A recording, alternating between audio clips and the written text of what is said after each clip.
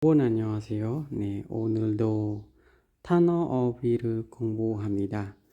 và trong đẹp số này ngọc này và ngày này phong đái dương sắc sàm vì bịa và ta chẳng bịa bao dương miền và 단어어휘 và 단어 bài thập bịa và 어휘 có bài thập bịa được nè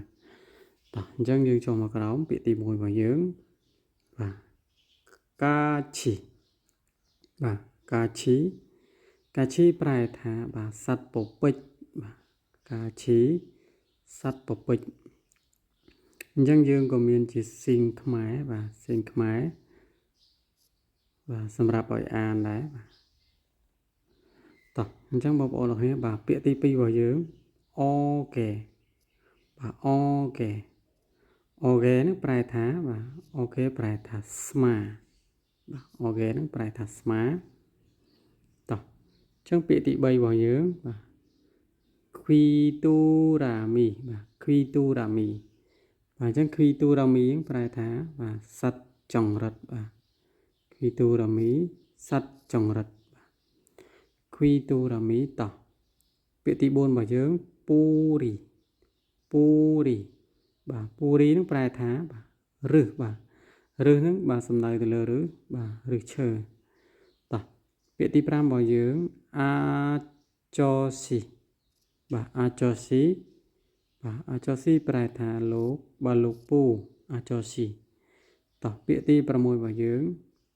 ជីកែជីកែបាទជីកែនឹងប្រែថាបាទសំឡ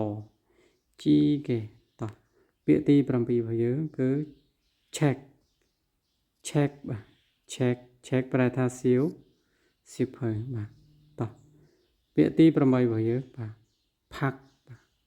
ផាក់ផាក់ប្រែថាខាងបាទខាងក្រៅផាក់តោះពាក្យទី9របស់យើងបាទនុននុនបាទនុនប្រែថាភ្នែកបាទភ្នែកឬក៏ព្រិលបាទប្រែបានពីរតោះពាក្យទី10របស់យើងបាទសាន់សាន់បាទសាន់ប្រែថាភ្នំសាន់តោះពាក្យទី11របស់យើងគឺអ៊ុតអ៊ុតបាទអ៊ុតប្រែថាសំលៀកបំបាទសំលៀកបំពាក់អ៊ុតតោះពាក្យទី12របស់យើងគត់គត់បាទគត់ប្រែថាផ្កាគត់ប្រែថាផ្កាតោះពាក្យទី13របស់យើងបាទភល់ភល់បាទភល់អញ្ចឹងភល់ប្រែថាបាទផ្កាយភល់បាទភល់ប្រែថាផ្កាយតោះពាក្យទី14របស់យើងម៉ាល់ម៉ាល់បាទម៉ាល់ប្រែថាបាទសេះបាទម៉ាល់ប្រែថាសេះតោះពាក្យទី15របស់យើងសាំសាំបាទសាំប្រែថាលេខបាទលេខ3បាទសាំប្រែថាលេខ3នេះគឺជានៅក្នុងបាទវានៅក្នុងលេខកូរ៉េបាទលេខកូរ៉េចិនបាទ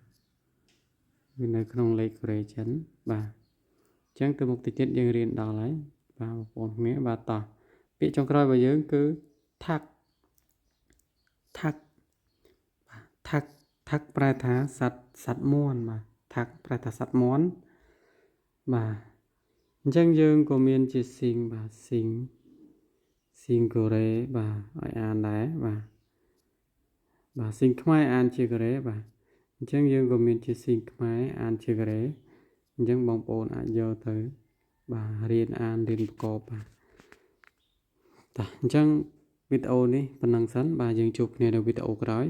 អានយ៉ងហ៊ីកេសេអូ